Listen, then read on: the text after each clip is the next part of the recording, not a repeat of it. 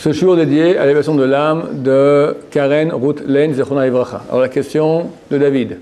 Alors j'aimerais savoir comment ça se fait que plus les années passent et plus les générations sont en descente au niveau de l'intelligence des rabbanim, enfin l'intelligence de l'interprétation de la compréhension de la Torah. Pourquoi on a eu les Mishnayot, après on a eu les Gemarot, et puis après ça descend jusqu'à ce qu'on comprenne plus réellement le message que vous nous transmettez, M. Rabbeinu. D'accord. Ce qui s'appelle Yeridat Hadorot, la baisse des générations. C'est un phénomène qui est le fruit qui est motivé par plusieurs raisons.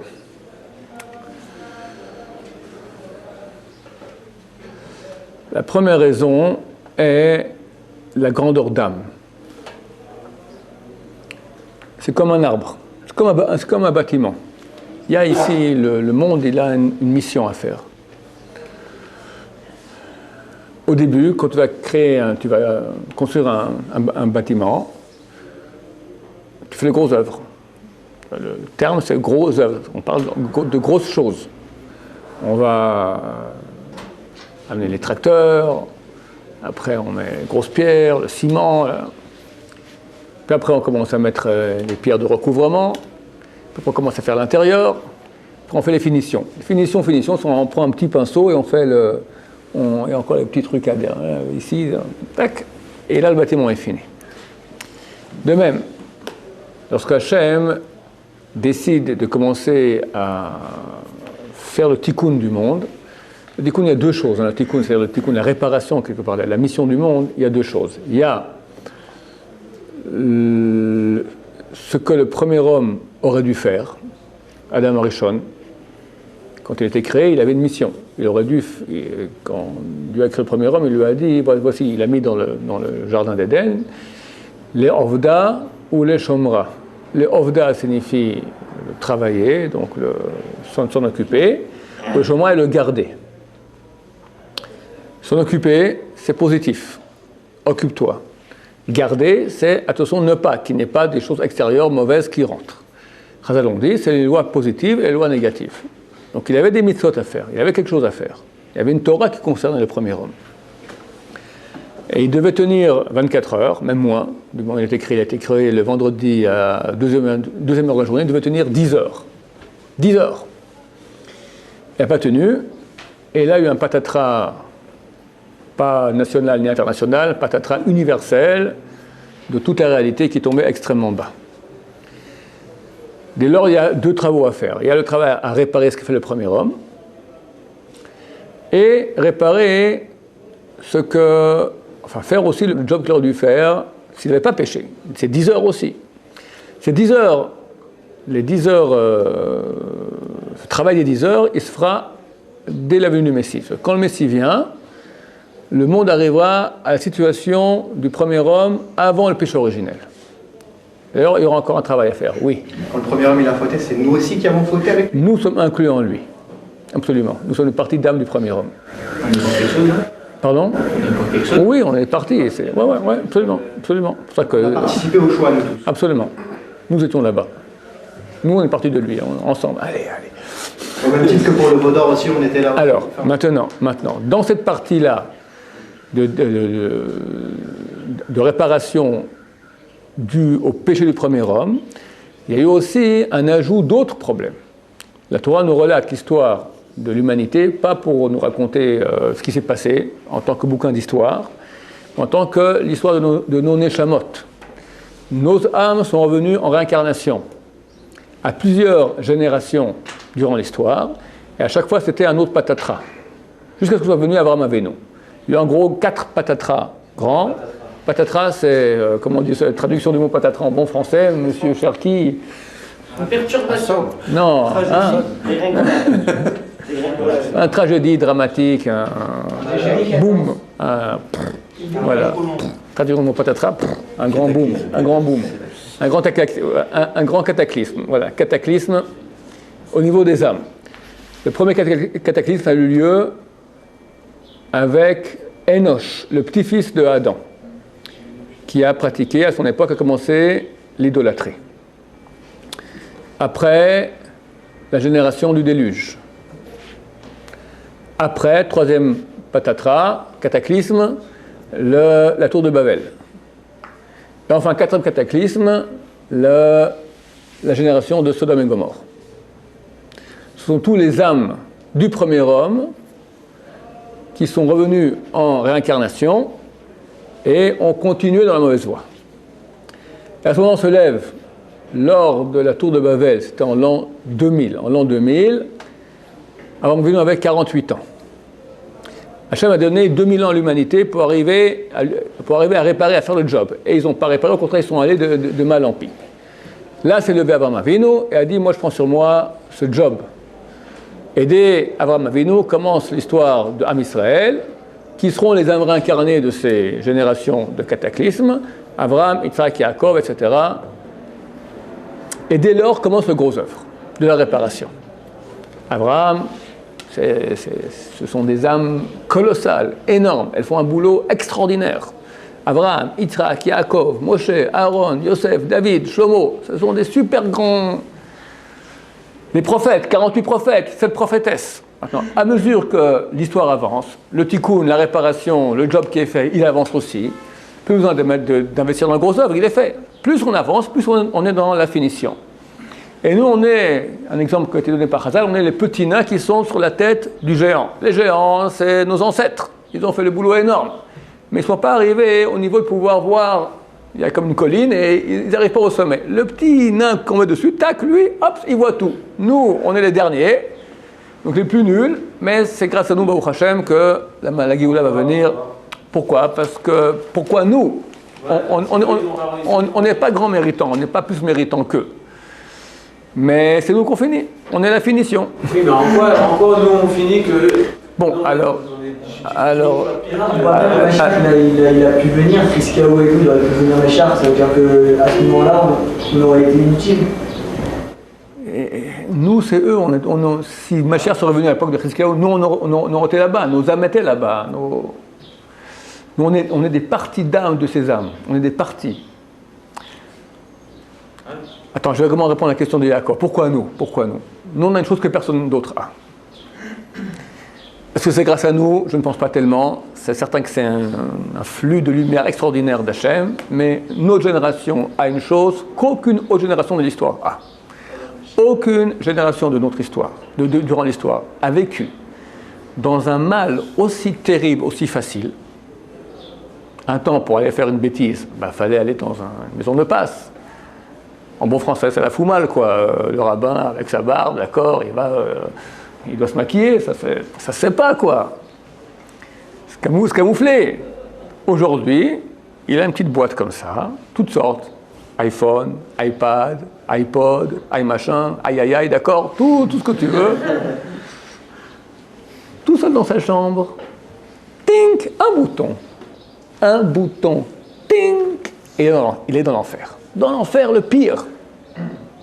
Pire, mieux que tout ce qu'il peut imaginer. La Gemara hein? Ça sent plus pour mérite de la chia. Ouais, c'est ce que je suis en train de dire maintenant. La Gemara, elle dit dans Maseret Yoma que plus grand est la vue que l'action elle-même. Il peut y avoir plus de jouissance à la vue qu'en vrai. Les hommes comprennent de quoi je parle. La Gemara le dit il y a 2000 ans.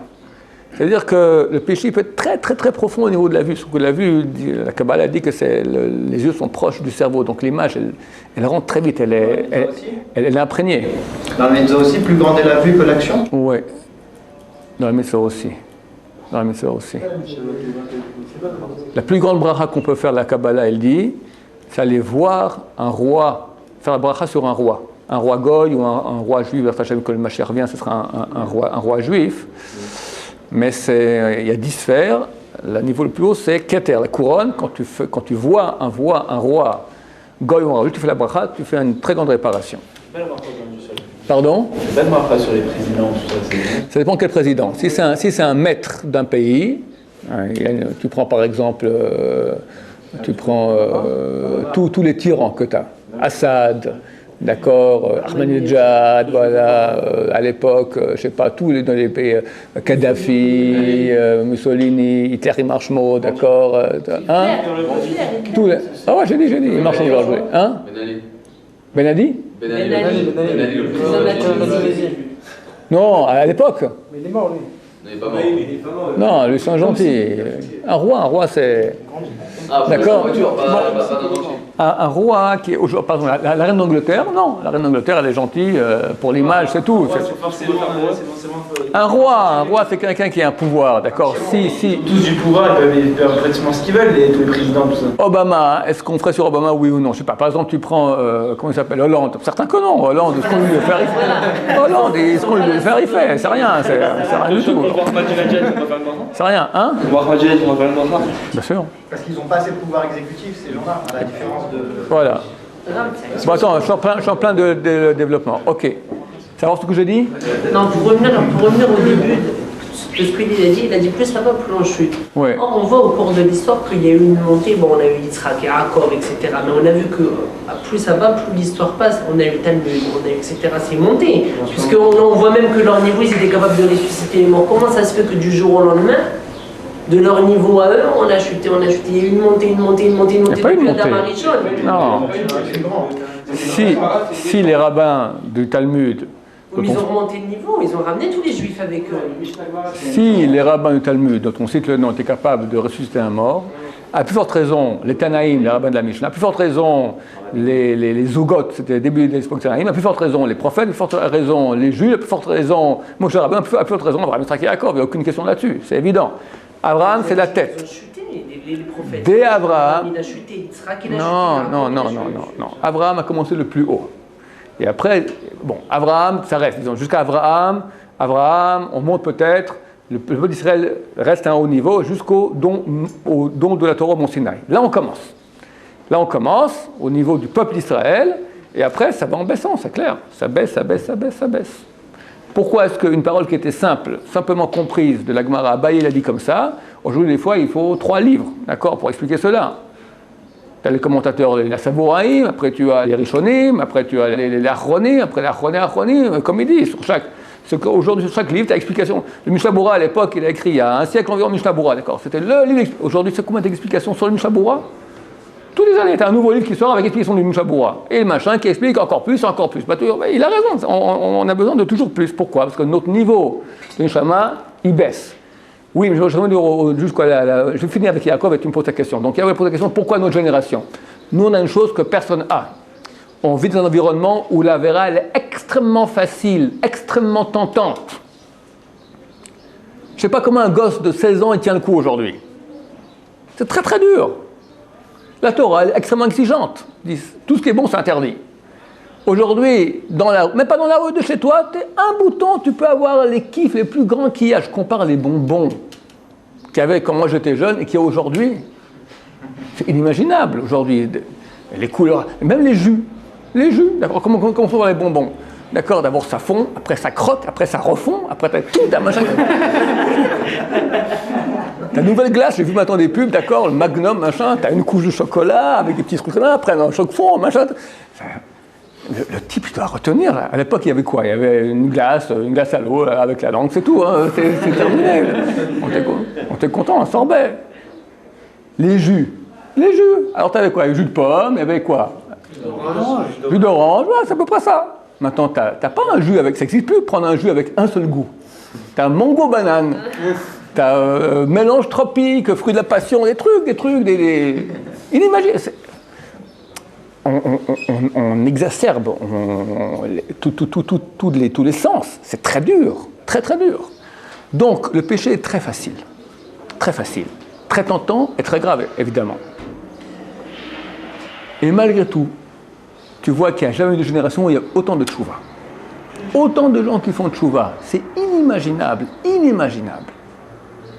y a un siècle, il n'y avait pas une famille où il n'y avait pas un juif qui kiffait la Torah. Aujourd'hui aussi. Aujourd'hui, tu n'as pas une famille où tu n'as pas aussi un Baal Tshuva. Il n'existe pas. Dans toutes les familles, tu as quelqu'un, on ne sait plus. Il y a 40 ans, c'était le zombie qui fait le Tshuva. Aujourd'hui, toi aussi, voilà, ok, bon. On n'est plus les seuls. D'accord, Baruch Hashem. Et c'est marqué, Uba le Tzion Goel, et vient à Sion le Goel le Rédempteur, ou Shafé Shabé Yaakov, à ceux qui feront Tshuva dans Yaakov. Et la Torah, dans Parashat Nitzavim, elle a assuré à la fin de leur exil, les Israël feront Tshuva, et immédiatement ils seront sauvés. Comme ça explique le Rambam, les versets de Parashat Nitzavim. Donc il y a une promesse, donc nous attendons Bezrat Hashem la Géoula très prochainement. Donc c'est pour ça que nous sommes au bout et nous on voit la Géoula. Mais on est les finitions. Étant finition, forcément on rentre dans le détail, dans le petit. Notre niveau d'âme il est tout petit, minuscule. Pourquoi? Parce que, comment ça se passe? Les grandes âmes, elles vont faire le travail. Alors une âme vient ici, elle fait un boulot, elle fait 90% de son job. Maintenant les 20% qui n'a pas été fait, il revient dans une autre âme qui va faire 80% de son job. Combien il reste de la totale? 4%. 4% qui va dans une autre âme qui fait 80%. Combien il reste de la totale? 0, 4%, allez, 0,8%. D'accord? 0,8%, on est à 0, après 5 générations, il est à 0,8%. Après, lui, il va faire 80% de la totale. Combien il lui reste? Allez, on va dire, pour ne pas être trop dans le calcul, d'accord, 0,1 de la totale. 0,1 de la totale. Si 0,1 de la totale, il va aussi après multiplier, on va le faire équivaloir à 1000, d'accord? De nouveau, on descend. 800. Après les 200, il reste 40. 40, après de nouveau 40, il reste 8. 8, il reste de nouveau 1, etc. On est des millimètres, de millimètres d'âmes, de grandes âmes qui ont fait leur job. Mais eux, ils n'ont pas réparé dans les générations avant. Ils ont bien sûr, on fait énormément. Pourquoi ils ont réparé ça Hegel? Regarde. Le simple fait que quelqu'un fasse ses 3 prières par jour, il met les tefilines, il fait le avant de manger, il fait un job énorme déjà. Étude de Torah, encore plus grand. Et s'il souffre, on n'en parle pas. D'accord? Et Am Israël a souffert, a étudié la Torah, a fait les mitzvot. Bien sûr, en route, il y a des péchés qui ont été faits. Alors ça aussi, c'est rajouté à la facture et on répare aussi. Prends la Shoah. Quand tu vois l'histoire d'une personne dans la Shoah, quelle souffrance, une personne. Attends, il y a 6 millions. Combien c'est de mérites extraordinaires? C'est clair, il n'y a aucun doute qu'il y a un rapport entre la Shoah actuelle et la Shoah. Le Tikkun, il a avancé de 400 ans, 1000 ans, 3000 ans, il a avancé, d'accord, avec la Shoah. Il a fini, en 2 mots, il a presque fini. Et donc, on a pu déjà entamer, dès lors, ça commence le retour en Israël physique, le retour en Israël spirituel, en Israël, le retour à Israël, le retour, la Tchouva, en 2 mots, le retour à Dieu, le retour à la Torah spirituelle. On espère que bientôt, on arrive à l'achèvement de cela. Donc, première raison, baisse de génération au niveau des âmes. Maintenant, il y a une montée alors. Oui, c'est tout ce que vous venez de dire. Oui. Finalement, on ne chute plus maintenant, on est en train de monter alors. Oui, mais notre niveau, il chute. On est petit. On est en train de remonter. Le petit, il remonte. Mais il est petit, il reste petit, il n'est pas grand. Il n'y a pas des grandes âmes, comme Avraham Avinu. Il n'y a pas. Il y a Machar qui viendra, qui lui, oui, c'est une très grande âme. Mais nous, on est des nuls. Alors, des nuls qui remontent. Ok, on est des nuls qui remontent. Oui. Pourquoi Hachem il a la volonté de répartir le travail sur plusieurs petites âmes et de ne pas faire comme avant et de le répartir sur une grande âme? J'ai expliqué, c'est pas qu'il a une volonté ou pas. Lui, il donne maintenant à la première âme, il donne un job, fait 100%. Oui, c'est rare qu'on fasse 100%. On peut suivre votre théorie et dire qu'il pourrait y avoir une baisse de génération et tout ça, on pourrait simplement être, je sais pas, c'est une idée ce que je dis maintenant, mais très peu nombreux sur la Terre parce que c'est tous des grandes âmes. Non. Et il peut avoir la faute facile aussi. Non, parce que l'âme qui vient maintenant, c'est quoi une âme? Une âme, c'est un potentiel de vie. Maintenant, nous tous faisons partie d'âmes qui sont déjà venues. On est tous des réincarnés. Maintenant, le premier qui est venu, il avait l'âme toute neuve, toute belle, il avait le 100% du potentiel. Maintenant, lui, il a fait le tikkun 80%, il ne reste plus de 20%. Et le 20%, il a fait 80%, il ne reste plus que 4%. 4% il a fait 80%, il ne reste plus que 0,8%, etc. Donc nous, on est de cette grande âme, on est les derniers, prend une piscine énorme, on est les 2-3 gouttes qui restent. Pourquoi on n'envoie pas un seul pour réparer tout ça? Mais on a envoyé le premier. Le premier, il a reçu une piscine entière. Combien il a fait? Il a presque tout fait. Il restait quand même 20%. Il restait un peu. Ok. L'autre, il a fait encore. Et moi, ce que je vous demande, c'est qu'il reste très peu Oui. pour beaucoup de juifs. Par rapport à... Pourquoi beaucoup? On est 13 millions. Je ne parle pas sur la planète entière, mais je parle que par rapport au travail d'un homme. Il y avait un homme avant, par exemple, admettons juste Abraham Avinu. Lui, il avait un travail immense à faire, tout sur ses épaules. Nous, aujourd'hui, on est répartis en 13 millions pour avoir 0,001. Pourquoi il n'en met pas un seul tout de suite qui va faire le 0,001? Parce que nous sommes des parties d'âmes. Il y a plusieurs âmes. Il y a 600 000 âmes à la base. Ok, 600 000 âmes. Tout commence au don de la Torah au Mont Sinaï. Il y a 600 000 âmes qui sont des âmes neuves, grandes, avec leur job à faire. Maintenant, elles vont commencer à travailler. De ces 600 000 âmes, il y a des petits restes. Maintenant, tu me diras, alors, on doit être que 600 000. Non, parce que c'est plus compliqué que cela. Quand on parle d'âme, il n'y a pas une âme. On a 5 âmes. Nefesh, Ruach, Neshama, Hayachida. Qui elles-mêmes sont réparties aussi en 5. Nefesh, Ruach, Neshama, on appelle Narnachi. Narnachi de Nefesh, Narnachi de Ruach, Narnachi de Neshama, Narnachi, ça nous fait déjà combien? 25. Et ces Narnachi de chacun sont aussi de nouveau répartis en 5. Ça nous fait déjà 125, etc. Donc il y a beaucoup. Chacun maintenant il revient avec une petite partie. Alors il y en a qui viennent avec beaucoup. Dans ces parties, il y en a qui ont des plus grandes, des plus petites, mais forcément on arrive à un nombre très très grand de morceaux d'âme. Ok, c'est pour ça qu'il y en a beaucoup qui le font. Première raison, c'est donc baisse des âmes. Deuxième raison. Quand on parle de baisse des générations, il y a aussi une baisse de l'appréhension d'Hachem. L'appréhension d'Hachem, ça veut dire à quel point j'adhère à Hachem, je sens Hachem, je suis proche d'Hachem, d'accord? Il y a un éloignement aussi, on appelle que la galoute, la shrina est en galoute, la présence divine est en galoute, est en exil. C'est quoi qu'en exil? C'est nous qui sommes très très éloignés de la présence divine, de l'appréhension, ça veut dire d'accéder à la sensation et à la connaissance d'Hachem. On est très loin de cela. Pourquoi? Hachem met beaucoup d'écrans entre lui et nous. Des écrans spirituels. Pourquoi il le fait? La raison est la suivante. Plus le dévoilement d'Hachem est clair, Mont Sinaï. Hachem, c'est marqué qu'il a crevé 7 cieux, et il dit voilà, Anochi Hachem, je suis l'Éternel. Tout le monde a vu. Vu pas avec les yeux de chair, on parle d'une vision prophétique. Maintenant, quand ils font le veau d'or, 40 jours plus tard, ils méritent la mort. Hachem a dit, je vais tous les anéantir. Alors Moshe il prie, etc. Il arrive à atténuer, et Hachem dit, ok, une partie, 3000 ont été tués, une partie a survécu. Après, en rajoutant les autres péchés qu'ils ont fait durant cette génération du désert, tous sont morts, tous ceux qui avaient en 20-60 ans sont morts dans le désert, pendant 40 ans de pérégrination dans le désert. Et Hachem a laissé une partie du tikkun, de la facture en quelque sorte, du péché du veau d'or pour toute l'histoire. C'est marqué Chazal, tu n'as pas un malheur qui arrive au peuple d'Israël auquel il n'y a pas aussi une petite partie du veau d'or aussi qu'on répare par cela. Maintenant, lorsqu'un dévoilement d'Hachem, comme celui qui est au Mont Sinaï, on fait le veau d'or 40 jours plus tard, on est extrêmement coupable. La Gemara dans Shabbat est dit, c'est comme une kala, une mariée, qui trompe son mari sous le dénuptial. Ça va, restons calmes, attends demain, d'accord, déjà sous le dénuptial tu trompes ton mari. La honte. Hachem ne veut pas anéantir le peuple d'Israël. Pour préserver, qu'est-ce qu'il fait? Il décide la tente d'assignation, le Ohel Moed, qui était la présence de Dieu dans Israël. Hachem décide, il le met à l'extérieur. Ça, c'est extérieur. Et Moshe Rabbeinu, c'est lui qui pourra rentrer, sortir, il aura son visage qui va illuminer. Et avant le péché, avant le veau d'or, Béné Israël n'était pas effrayé par l'illumination de... Ils ne voyaient même pas, parce qu'ils étaient eux-mêmes au même niveau. Quelqu'un de lumineux, il voit un autre lumineux, ils sont à égalité. Mais étant donné qu'ils sont descendus très bas dans l'obscurité, voir le visage de Moshe, c'est déjà, ils ne pouvaient pas voir. Moshe devait mettre un masvé, un camouflage, un masque sur son visage. Tellement ils sont baissés, tellement ils sont déjà baissés. Donc déjà, Hachem s'éloigne, il met la tente d'assignation, donc l'endroit de la demeure d'Hachem que par sa présence sur terre, déjà à l'extérieur du peuple. Après, le peuple continue à pécher. On arrive à la destruction du temple. Le temple, c'était aussi l'endroit de la présence d'Hachem. Le temple est détruit. On reconstruit, mais Chazal on dit dans le deuxième temple, il y a beaucoup moins de présence d'Hachem que dans le premier. De nouveau des péchés, on détruit le temple. Hachem s'éloigne encore plus. Et c'est marqué que lorsque le temple a été détruit, il y a eu 10 galouyot, 10 exils de la Shrina. Elle est partie à un endroit, après encore un autre, elle s'est éloignée toujours plus. Pourquoi?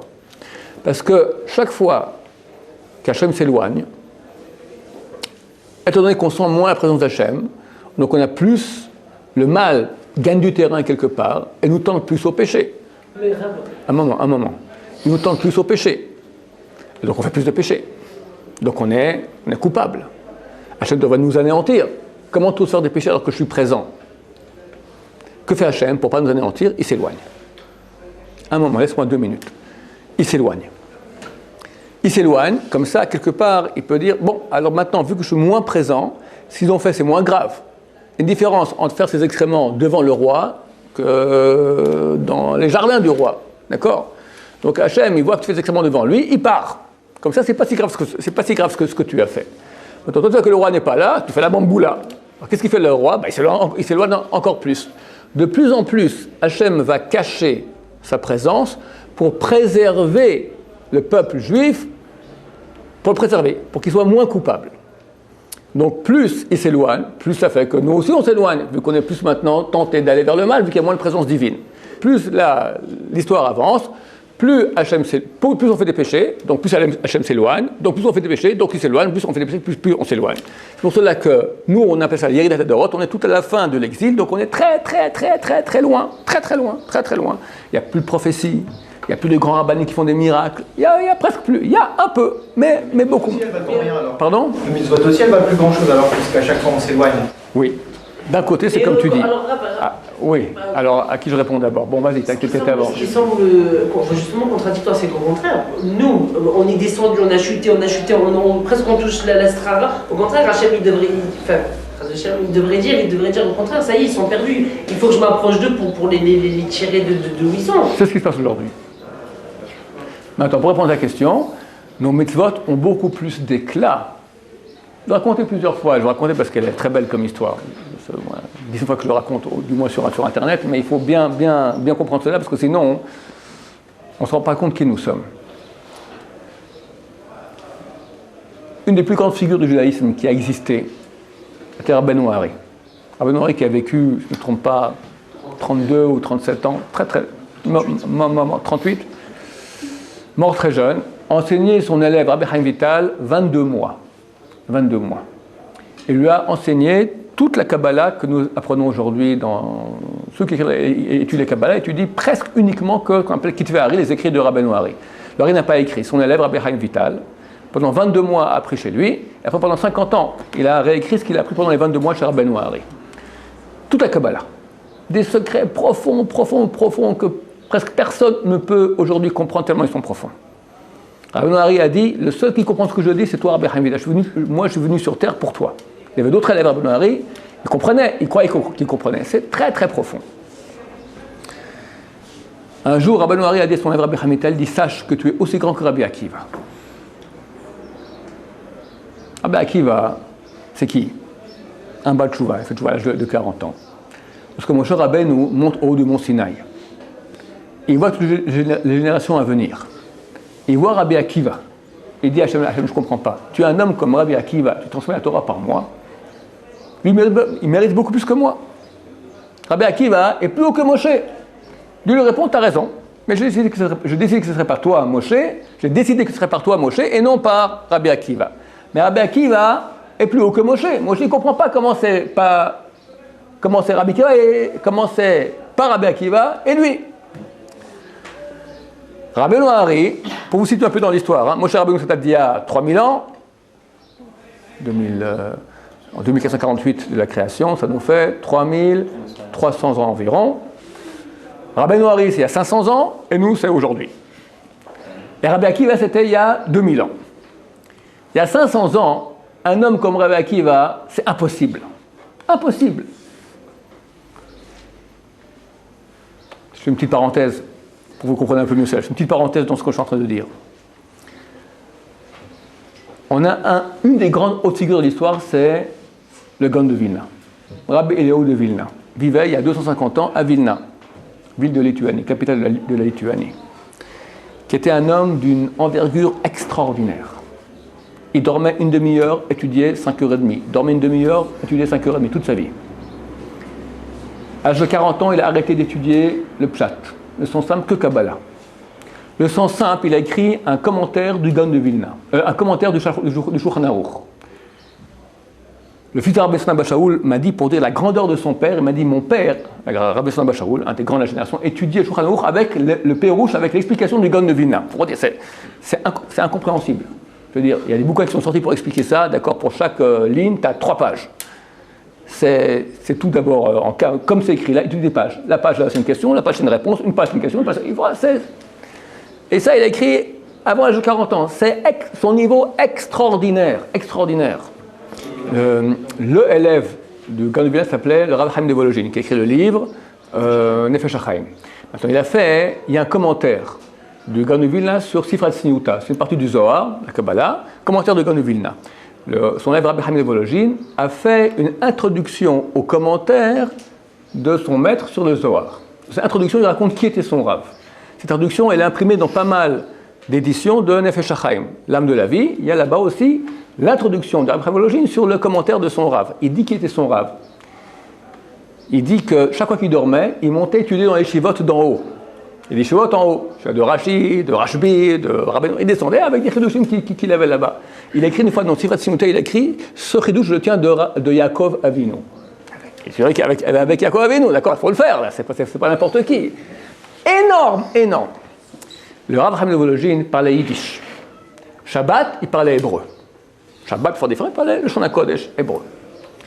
Et chaque jour, chaque Shabbat, à Souda Shishit, ses élèves venaient, ils mangeaient ensemble et ils leur racontaient comme ça des Chidushei Torah.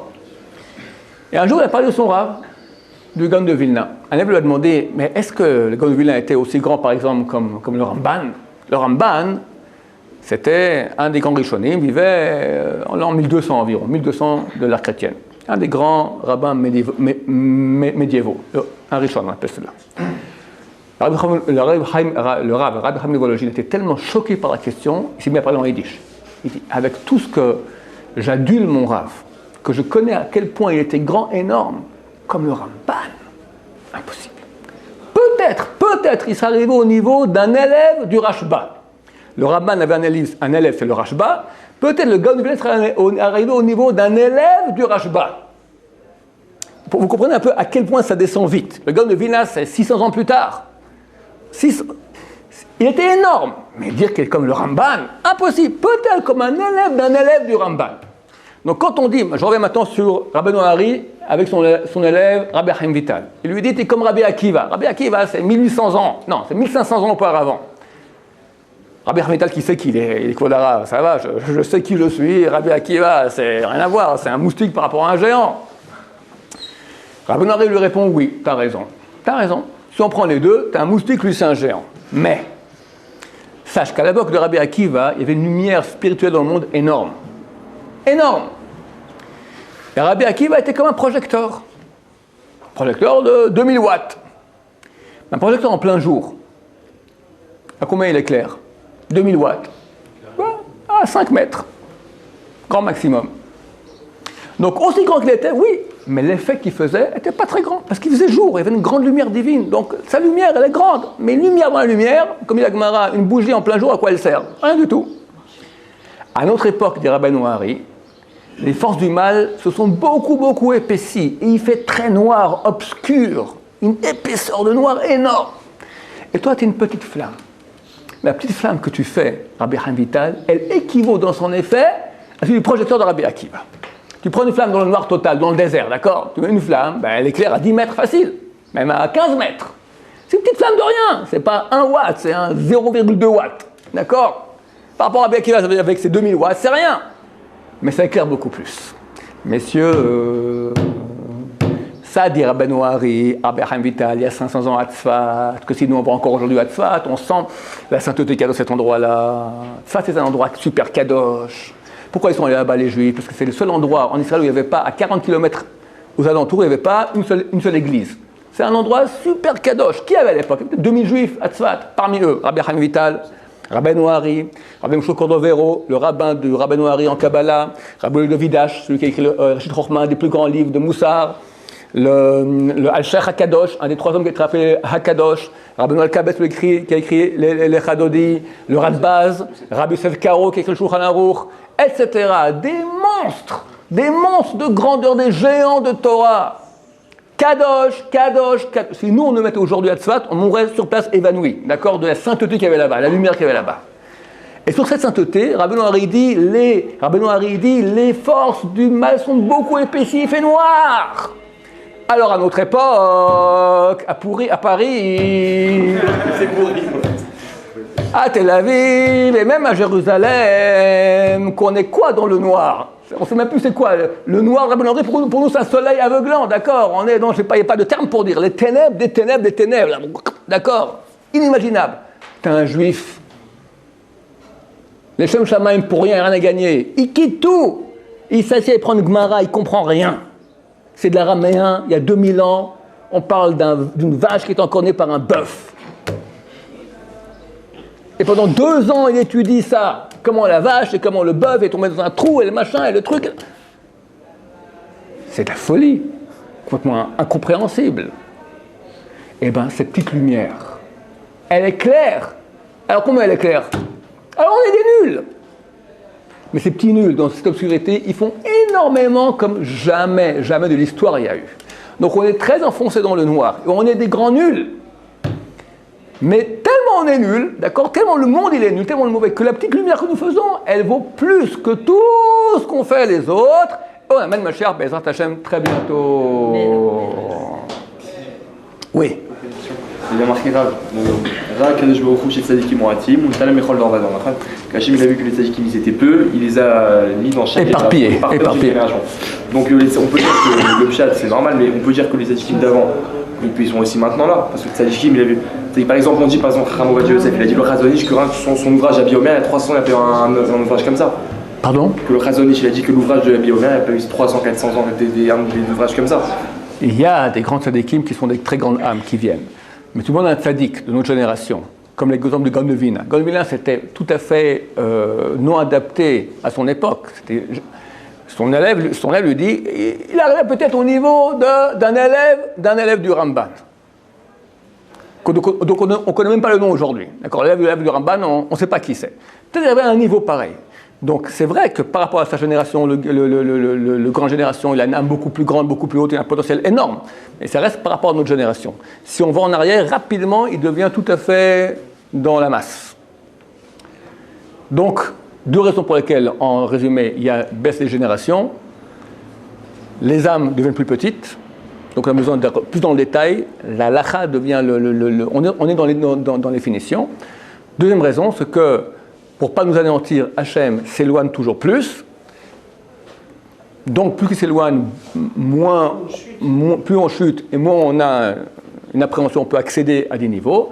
Et maintenant, on est en train de remonter, parce que bien qu'on ait des petits, on est dans les finitions et la petite lumière que nous faisons fait beaucoup d'effets. Baruch Adonai, Amen.